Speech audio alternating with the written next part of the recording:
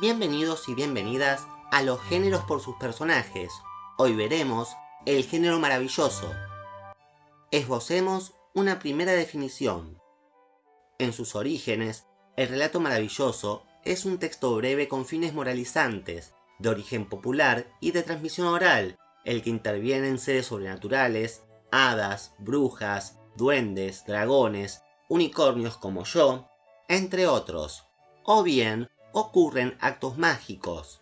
Estos relatos, con el tiempo, fueron pasando a la escritura, como en el siglo XIX, cuando los hermanos Grimm realizaron un gran compendio con el fin de resguardarlos a la posteridad, con un matiz bastante sombrío para enseñar a los niños los peligros del mundo exterior. Por su parte, el siglo XX tomará este género para novelas de aventura que tendrán como protagonistas a niños, niñas o jóvenes que atraviesan diferentes dificultades, como por ejemplo Harry Potter, La historia sin fin, Las crónicas de Narnia. ¿Cómo es su estructura? Lo más característico de este tipo de relato es su estructura fija, que puede ser resumida así. El héroe o personaje principal padece una carencia, la niña que pierde a su madre y debe vivir con su malvada madrastra.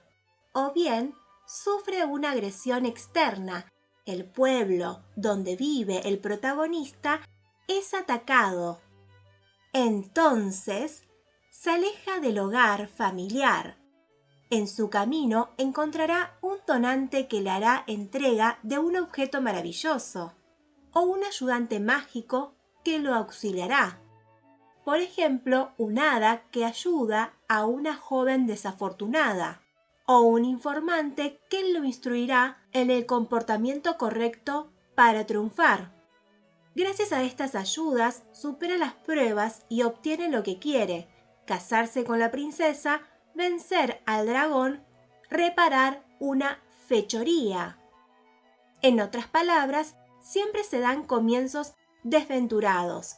Los finales son felices. Los malos son cruelmente castigados, hasta incluso con su propia vida. También hay fórmulas para cerrar las historias, como se acabó mi cuento con pan y pimienta y todos contentos, y vivieron felices y comieron perdices, y a mí me dieron con los huesos en las narices, entre otras. ¿Dónde y cuándo se desarrollan? La acción de los relatos tradicionales se desarrolla en un tiempo indefinido que suele marcarse con las fórmulas tradicionales érase una vez, hace más de 1000 años, hubo, hace mucho tiempo. Esta inexactitud en el comienzo simboliza el abandono de la realidad cotidiana. Los lugares en los que se desarrollan, por regla general, son caminos, praderas, montañas, ríos y mares, fuentes, lugares naturales, de los cuales se da una mínima descripción, o castillos, casas, iglesias, relacionados con un ambiente medieval.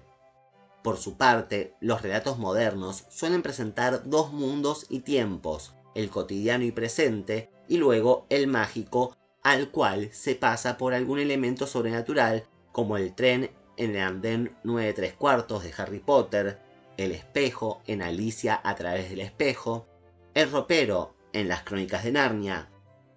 Los personajes, ya sean relatos tradicionales o modernos, comparten seres sobrenaturales, como dragones, duendes, magos, animales que hablan como yo, y también suelen aparecer reyes y reinas, príncipes y princesas, labradores o campesinos. Estos se presentan como tipos invariables, arquetipos, y no como personas, pues no poseen personalidad definida. Sus orígenes, características y actuaciones son siempre exagerados. Encarnan virtudes o defectos terribles. Por otro lado, la figura del héroe es central y encarna las mejores virtudes: belleza, bondad, valor, fuerza, generosidad y, sobre todo, astucia, ingenio. Y sus ayudantes, animales o seres sobrenaturales, hadas, magos, etc., usan sus cualidades sobrenaturales para socorrerlo. Muy por el contrario, los antagonistas son malvados, crueles, envidiosos, egoístas, feos, etc. ¿Cómo se narra? El narrador suele ser omnisciente y tiene una autoridad absoluta. Su actitud consiste en presentar versiones como verdades absolutas. Es una voz impersonal que todo lo sabe y no se equivoca. Ante esta voz sapiente y este mundo tan cerrado y estructurado, el lector es apenas un receptor de acontecimientos que pone en marcha una serie de acciones cuyo principio y final están dados de antemano. Es por ello también que el receptor apenas se cuestiona lo que lee, en ningún momento dice «esto es imposible», lo que se llama pacto ficcional. El receptor, al igual que el protagonista, son pasivos ante la historia. El lenguaje. La sencillez de la lengua empleada, directa, fluida y sin ningún tipo de artificios, aunque frecuentemente muy expresiva. Hay uso de refranes y proverbios, comparaciones, onomatopeyas, entre otras, que son características propias de las narraciones populares de transmisión oral.